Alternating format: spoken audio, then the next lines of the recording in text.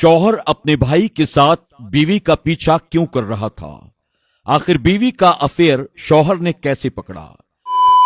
बीवी रोजाना अपने शौहर को बताए बगैर कहीं चली जाती।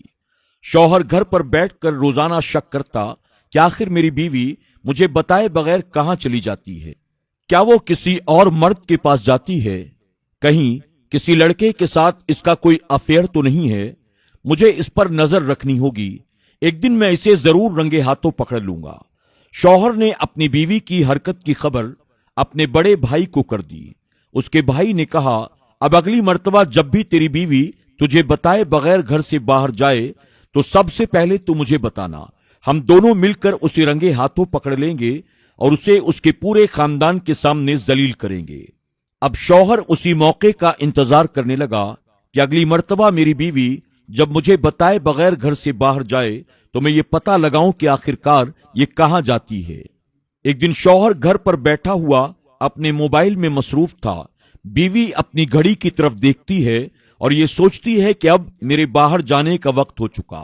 उसने देखा कि उसका बच्चा घर के कोने में खेल रहा है और उसका शौहर अपने मोबाइल में मसरूफ है।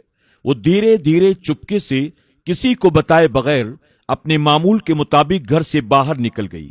शौहर को जैसे ही पता चला रोजाना की तरह आज भी मेरी बीवी बिना बताए घर से बाहर निकल चुकी है, उसने फौरन अपने भाई को फोन लगाया। मेरी बीवी मुझे बताए बगैर घर से बाहर निकल चुकी है, लिहाजा तुम फौरन मेरे घर आ जाओ। कुछ देर के बाद उसका भाई उसके घर आ गया। शौहर और उसका भाई दोनों मिलकर बीवी का पीछा करने लगे। बीवी आगे पीछे देखते हुए आगे बढ़ती जा रही थी कि कहीं कोई उसे देख तो नहीं रहा है, और पीछे पीछे उसका शौहर और उसका भाई दबे पांव उसका पीछा कर रहे थे, लेकिन बीवी को इसका इल्म ना था। बीवी रास्ते में एक दुकान के पास रुकती है, दुकान से कुछ सामान खरीदती है और आगे पीछे देखते हुए तेजी के साथ वो चलने लगी। चलते चलते गांव के आखिरी इलाके में वो पहुंच गई। वहां एक छोटा सा मकान था। वो मकान के अंदर दाखिल हो गई। शौहर और उसका भाई सोचने लगे, आखिर ये यहां क्या करने के लिए गई है और ये मकान किसका है? आखिर वो मकान में जाकर क्या कर रही होगी?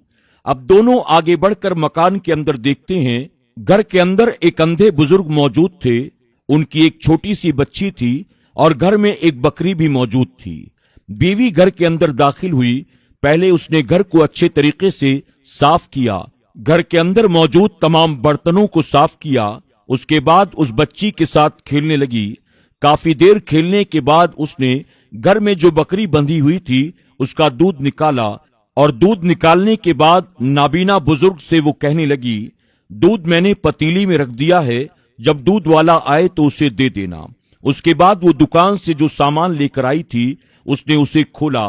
उसमें सब्जी थी, उसने साफ किया, उसे पकाया और पतीली में अच्छी तरह से उसको रख दिया और कहने लगी, खाना तैयार करके मैंने पतीली में रख दिया है, जब खाने का वक्त हो जाए तब आप खा लेना।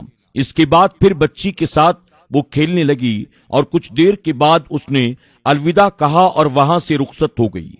घर के बाहर खड़ा उसका शौहर और उसका भाई ये सारा मंजर देख रहे थे और सोच रहे थे, मैंने अपनी बीवी के बारे में पता नहीं क्या क्या सोचा था और वो यहां क्या कर रही है। बीवी के जाने के बाद वो दोनों घर के अंदर दाखिल हुए।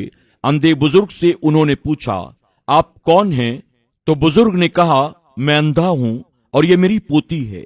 उन्होंने पूछा, अभी जो औरत यहां आई थी क्या आप उसको जानते हैं?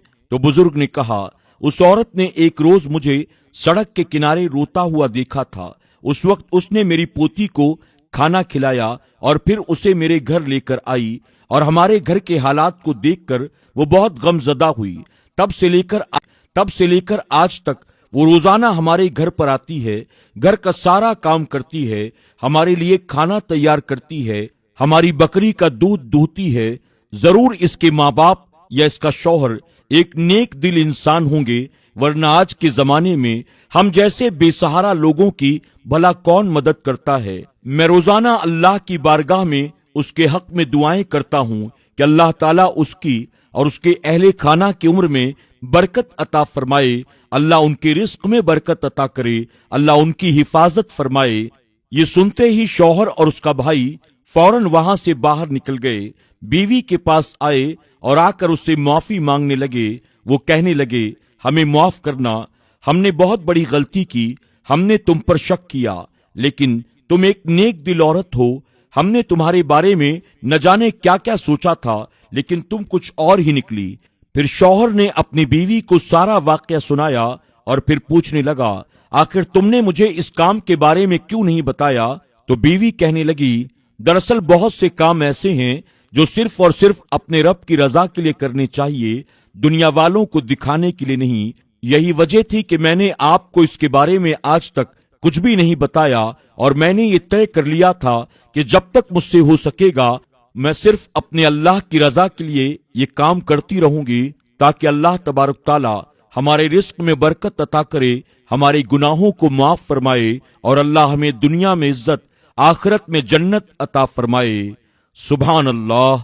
दोस्तों, उम्मीद करते हैं उस नेक बीवी का नेक अमल आपको जरूर पसंद आया होगा।